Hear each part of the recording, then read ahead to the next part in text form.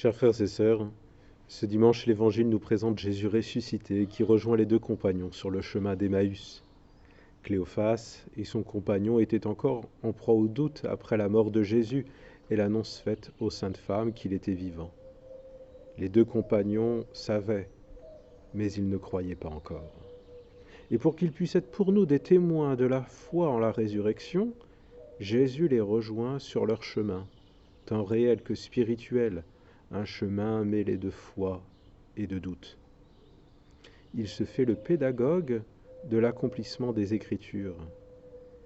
Saint Luc nous dit, partant de Moïse et de tous les prophètes, c'est-à-dire de notre Ancien Testament, il leur interpréta dans toute l'Écriture ce qui le concernait. Il fallait qu'il souffre sa passion, qu'il meure pendu au bois de la croix, pour entrer dans la gloire et par là même nous sauver de la mort et du péché. Après avoir été à l'initiative de la rencontre, Jésus se laisse dans un deuxième temps inviter par ses deux élèves. « Reste avec nous », lui disent-ils. C'est à ce moment que Jésus se manifeste pleinement à eux dans la fraction du pain. C'est ainsi que les deux pèlerins deviennent pour nous des témoins. Qu'il est difficile pour beaucoup de chrétiens de croire en la résurrection. Alors, laissons-nous rejoindre dans nos incertitudes par Jésus. Laissons-nous enseigner par Jésus et découvrons-le quand il se manifeste pleinement à nous dans l'Eucharistie. Une nouvelle fois, ce dimanche, chers frères et sœurs, vous êtes privés de l'Eucharistie. Prenez donc du temps pour vous laisser enseigner par le Christ dans sa parole de vie contenue dans la Bible. Creusez en vous le désir d'inviter Jésus dans l'intimité de votre cœur. Creusez en vous le désir de le recevoir dès la fin de ce temps de confinement. C'est chez vous que Jésus veut demeurer, dans votre cœur. Un dernier mot, si vous me le permettez, ce dimanche. Dans cet évangile, Jésus ne reste pas infiniment avec ses compagnons. C'est aussi le cas des prêtres dans la vie de l'Église.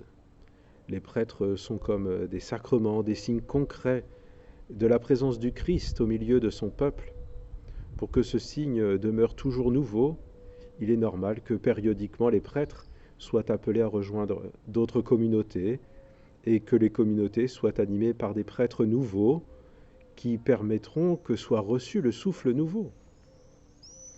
C'est ainsi que notre évêque m'envoie compter du 1er septembre dans la paroisse de la vallée de l'Aisne pour en devenir son curé. Je vous quitterai donc cet été après 5 années de service dans la paroisse et pour l'ensemble scolaire catholique de Clermont et Agnetz. Le Père Bernard demeurera le curé de la paroisse. Il sera assisté par le Père Jean-Frédéric Plateau, actuellement curé de la paroisse de la vallée de l'Aisne, la paroisse que je rejoindrai. De mon côté, je serai aidé dans ma charge par le Père Pierre Nguyen, actuellement vicaire de la paroisse de Grandvilliers, dans le nord-ouest du diocèse. Ces bouleversements de notre quotidien sont des signes de la vitalité de notre communauté. Réjouissons-nous, soyons dans l'allégresse. Prions aussi pour que le Seigneur suscite, au milieu de nos communautés, des vocations sacerdotales. Amen.